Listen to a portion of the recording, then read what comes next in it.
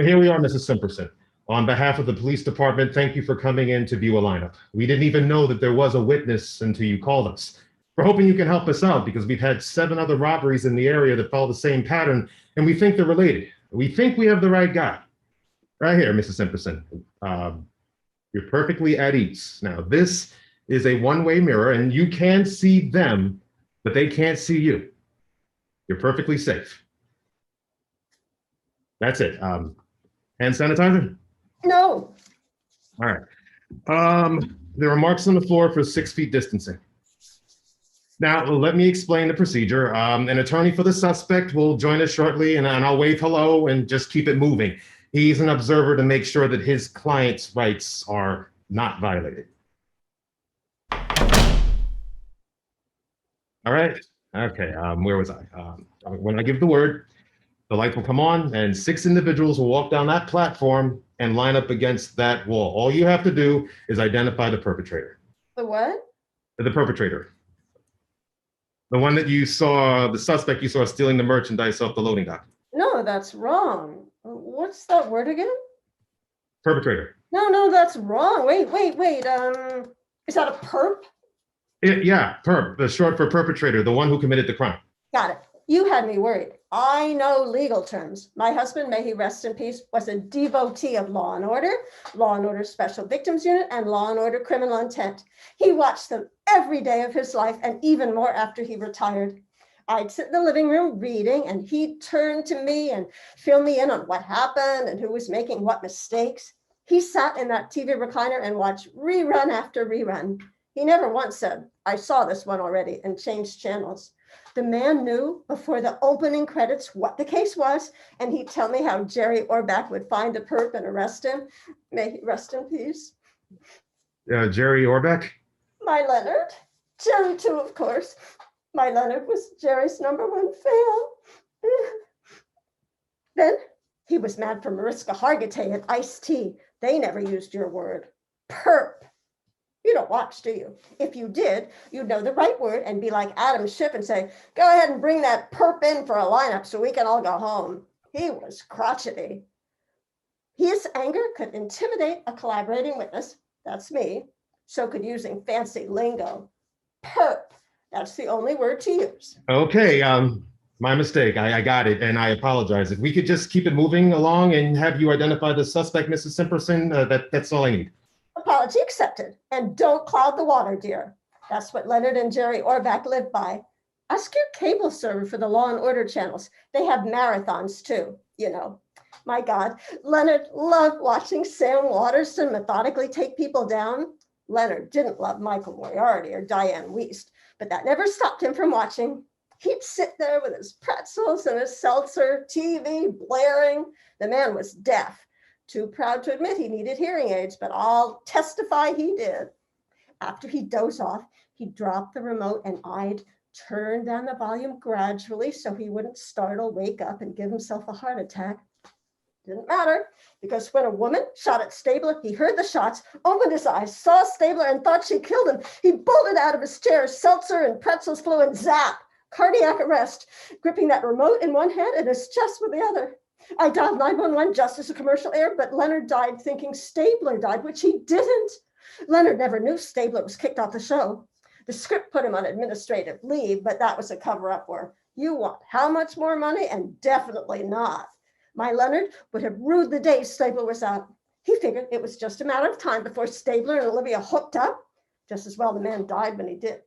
Did I just say that? Better watch myself or you'll arrest me on suspicion of murder. You never prove it. I keep the TV on in memory and miss him every episode. May he reside in heavenly glory with the angels. Maybe this isn't a good time. Would you like to reschedule? Why? You're upset, and that would be fine. I've had so many cases on my desk. Maybe another day would be better. Are you married? No. Ever date one of those sexy female assistant DAs? No. Oh, my Leonard loved them, especially Jill Hennessy. He dreamed of being the jury foreman. He fantasized the judge asking him, Has the jury reached a verdict? And answering, we have, Your Honor. We, the jury, find the defendant. And he'd look over into Jill's eyes. Guilty. Never married? Divorced, amicable. Look, we can either start No or such thing as an amicable divorce. Children? no, Mr. Simperson. My boss is not going to be happy if I don't. That happened. Captain Cragen was a ball buster. Detective Munch, my office now. If you watch the series, you know a divorced cop throws himself into work rather than feel his broken heart. Mrs. Simperson, I am not a television character. I am just a busy cop with many things that need my attention. I don't believe you. I've seen too many cops who lose their loves and end up wandering New York streets and drinking in bars to crush their pain. Myself, I'm not a cop, and I crush my pain by keeping the TV on until death reunites us. I'm not surprised you think there'd be a better time. Okay, all right. I understand. I'll call my cable guy, okay? Can we get down to business? Do you need anything else? Maybe water so we can proceed? Is there a bathroom close by? Second floor. And definitely no water. You don't know anyone over 70, do you? No. No parents? My parents both died. They were divorced, and mom lived in Florida, and dad, he was a retired cop in Arizona. He left hot dog carts? Excuse me. Cops drink coffee and talk to hot dog vendors who saw something important. Can we move on? We've done nothing yet. We've been here long enough for 2 commercial breaks. But I'm not the one who. Yes. Let's. Mike. Okay. Bring him in.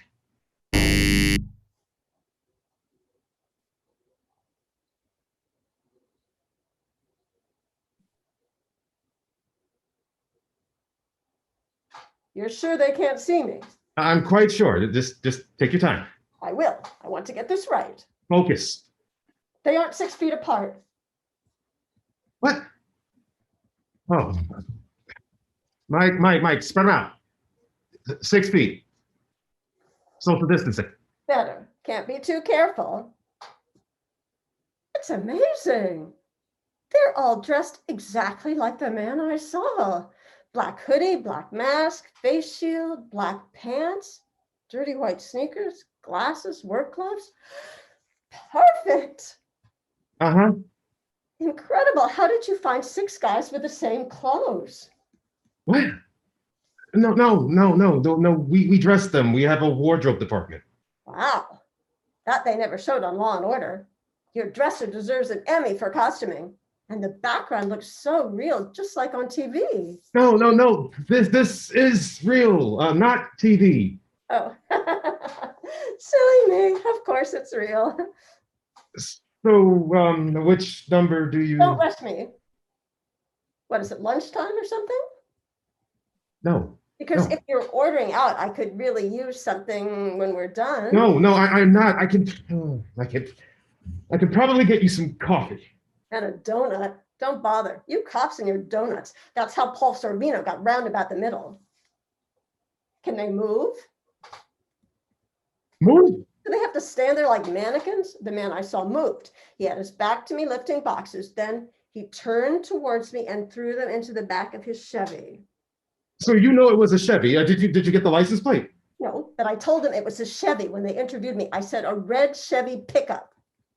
Oh, it must be on the record. Better be, or you got a corrupt cop. I'd check if I were you. Corruption runs rampant in police departments. Lots of Law and Order episodes. Look, that's TV. Tell it to the judge. Although a judge can be crooked too, you know. There was this one episode on SVU, about sexting, and Emil Skoda, the psychiatrist, he was interviewing. Okay, hold it. I don't need to hear that. Just stay with me, please. Hey, Mike, I need them to move. I just need them to face away from us, pantomime, lifting a box, and then swing around, face us, and then throw the box on a truck. Like a yoga swing, Mike. I don't do yoga, but during the pandemic, I watched yoga on YouTube. May I have my walk? That is department property. Sure. Mike could have been a stunt coordinator, and you a director. Doesn't help. Could they take off their masks and shields? No, you said he was wearing a mask and a face guard. He was, but it's too hard to tell with them on. I can't be sure. But you called us and you said that you could see the perp, and that the man you saw that night was wearing a mask and a face guard. You volunteered. If you couldn't see him then, how could you see him now? Why did you call? I called because I did see him, and I can identify him now if I can see his eyes. No, but you couldn't see his eyes that night. You don't get it, do you? I mean, I need to see their eyes because the eyes never lie. Benjamin Bratt would lower his voice and move in and look the perp straight in the eye, and he'd get the truth when he did that. I want to be absolutely sure I'm right about who it was. All right, never mind. How about I move closer? No. Meaning no disrespect, but it was 9 o'clock on a dark night, and if you saw it, from across the street. Now, there were no lights behind the store, so you couldn't have seen his eyes, and if you were even closer than you were that night. I get it, but seeing their eyes would be helpful. I could see who's most nervous. No. Look, this is a real lineup. There are rules, and there are protocols that must be followed. This is not a reenactment of Law and Order.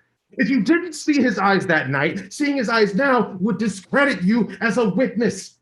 Mrs. Simperson, really, I had so much work. If you can't identify him, just say so and go home. That's callous. I'm a reliable witness. Thank you very much. Ask anyone. My honor is my word. Or is it my word, my honor? Yeah, my word is my honor. I am 100% reliable, and it's your fault I can't identify him. You're mucking me up by upsetting me. Can I hear their voices, or would that make my reliability questionable? Did you hear his voice that night? Sort of. Sort of. Yes, sort of. He yelled, "Hey," when he saw me, but I ran. So he just hey. That's it. I mean, that would help you. He might have had a gun. I didn't stick around to find out. I could be dead and you'd have an unsolved murder on your desk along with unsolved robberies. I ran, but I heard him yell, "Hey," and maybe he yelled more, but I didn't hang around to hear him. Dennis Farina never questioned a witness's integrity. God, that mustache, he was so handsome. Mike, can you just have each man yell, "Hey"? No, yes, just hey, just hey. Mike, enough. Just hey. Thank you. Nope, not helpful. I'm sorry. We could pray for him. Pray that he learned his lesson from almost being identified in a lineup and charged. Maybe that's enough, and he'll reconsider his life and go straight after this. No more crime. And if we pray out loud so he could hear us, he might think back to his childhood. Remember his mother who took him to church and sent him to Catholic school. And he'll remember the priests and nuns emphasizing integrity and honest actions, and thou shalt not steal. Prayer might solve some of the cases on your desk. Mike, take them out. I said take them out. Let them go.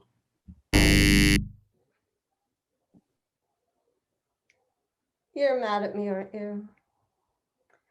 Jack McCoy was angry when he lost a case, especially a hung jury or a mistrial, or even worse, a plea bargain. All that work for nothing.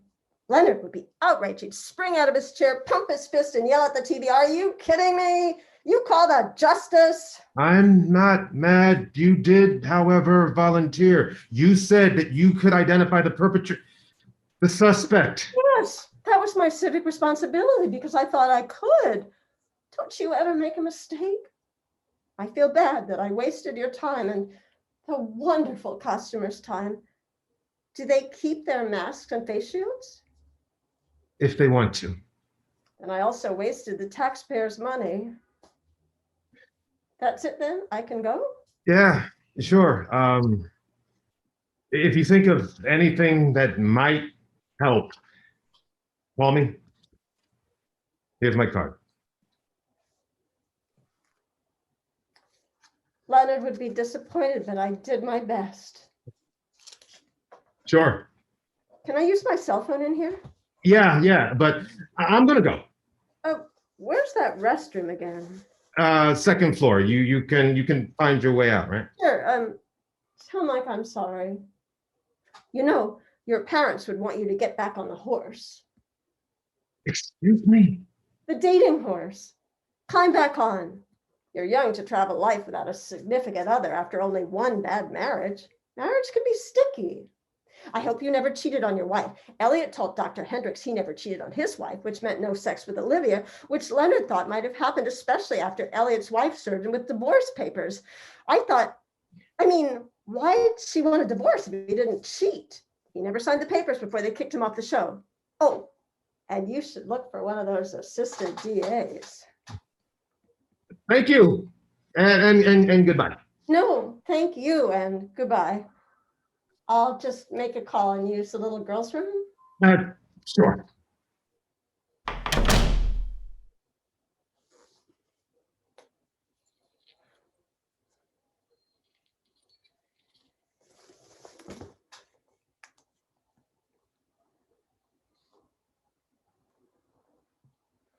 Hello, number 3, they let you go. No, dear, I promised. A deal's a deal, but double my order. You heard me, double it. I had no idea this wasn't your first robbery. Stop yelling, dear. Because you weren't honest with me. I didn't know just how much you stole. Stop, give it a rest. You're the suspect at 8 robberies. You didn't tell me that, dear. You never said a word. This wasn't the first. Now that I know that, drive that red Chevy pickup with the Pennsylvania plates to my apartment with double the order, or I'll call Detective Powell and tell him I videotaped the entire theft without realizing and just found it on my phone. You can see the license plate, dear, even though it was dark. So, Mr. Perp, double. 4 cases paper towels and 4 toilet paper, 12 bottles Lysol and 12 wipes, 8 boxes masks and gloves. Tomorrow. Have a nice evening, dear.